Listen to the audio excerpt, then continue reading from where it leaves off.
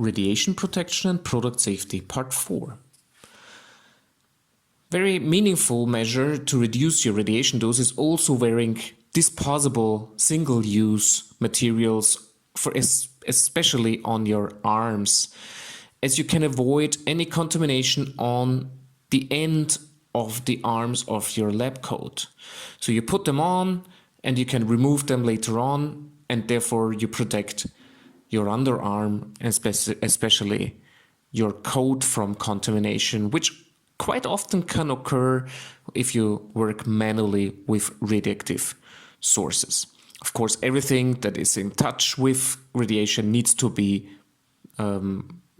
disposed in specific waste bins.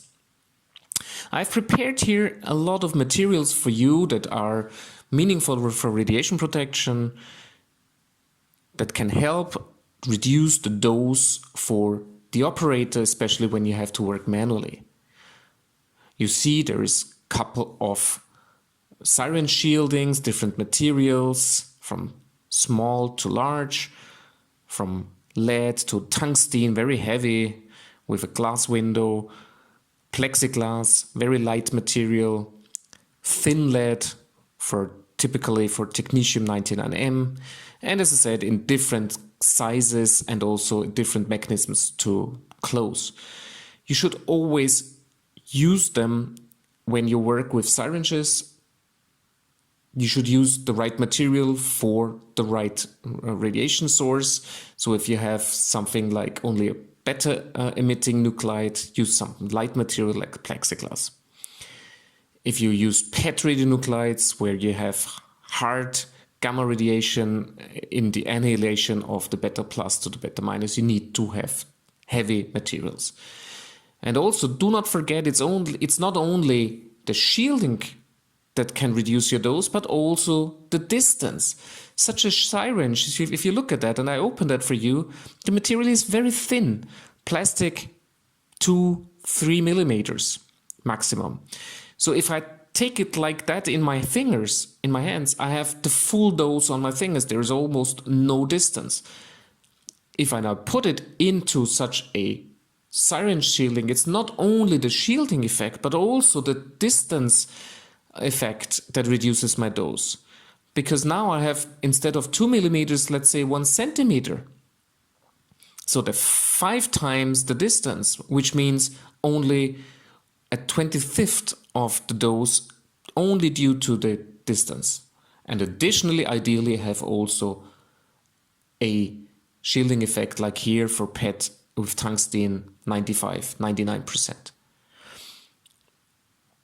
And then I have also prepared some shielding materials for vials, for glass vials. You see also there plexiglass, typically for yttrium-90, heavy lead, where lutetium-177 is delivered.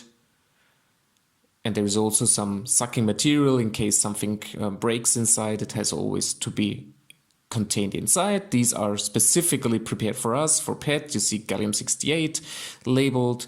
This is for our quality control probes. As I said, especially designed for our labs. But of course, in different sizes, in different materials, these shielding materials are always available. Use them. Then distancing tools. Very important. Distance, we know, is very good radiation protection measure. So use these 20-30 centimeters tweezers. Don't use something even longer because you might drop something. You have like these different tools that I have here. You always will find something that fits your working perfectly. There's even such with a plexiglass shield included. So very different things available. Use them. Just don't take your hands directly. Then also such a plexiglass shield as we now also have in the corona pandemic at the supermarket counters, for example. But here, this is also reducing the dose, especially when working with beta radiation, and also PET. PET is also beta plus. So inside such a shield also makes sense. If we have to transport things around, we have to have these heavy materials, and therefore we have such a cart with the radiation warning sign, as you see, which is closed so that it cannot fall out, and inside we have our containers. Even that box is shielded additionally, and we guarantee some distance when we are walking with that. So if you have larger distances, as in our hospital, which is a huge one, you have such a card. So these radiation measures we can use all the time when we work with open radiation to reduce our dose.